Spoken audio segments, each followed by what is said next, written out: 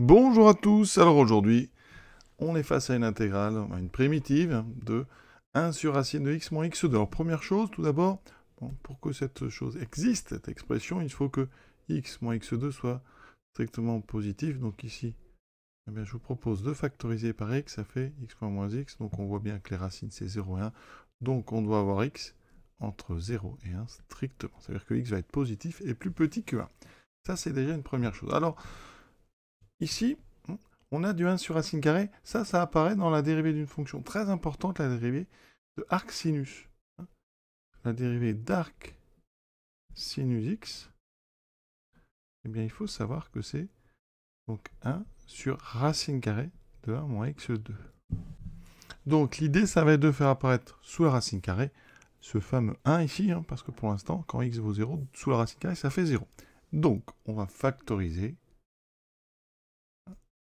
ici par x. Ça fait apparaître 1 moins x, ce que j'avais utilisé pour trouver les racines.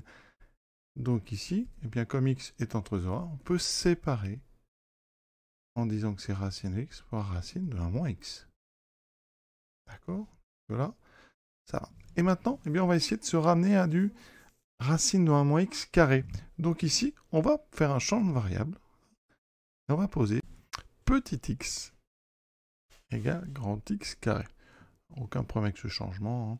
On est sur des nombres strictement positifs, c'est un changement même bijectif. Donc dx égale 2x dx. Donc quand je change, j'obtiens ici donc 1 sur racine carrée de x, c'est-à-dire grand x.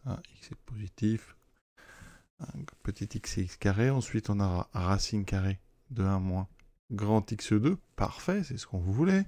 Et on a ici dx qui fait donc 2 donc grand x d grand x. On a une simplification ici. Il me reste donc un 2 que je vais mettre devant.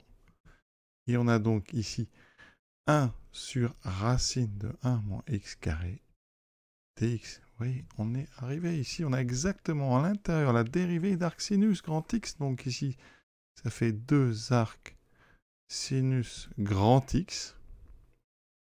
D'accord? Donc on réinverse, ça fera 2 arc sinus ici, racine carrée de petit x. Alors si vous voulez, après on rajoute une constante qui est un nombre réel, vous voyez? Donc assez astucieux. Alors l'idée, c'est quand même de se diriger vers cette forme 1 sur racine 1 moins x2 qu'on connaît parce que c'est adhéré d'arc sinus, donc on prépare le terrain.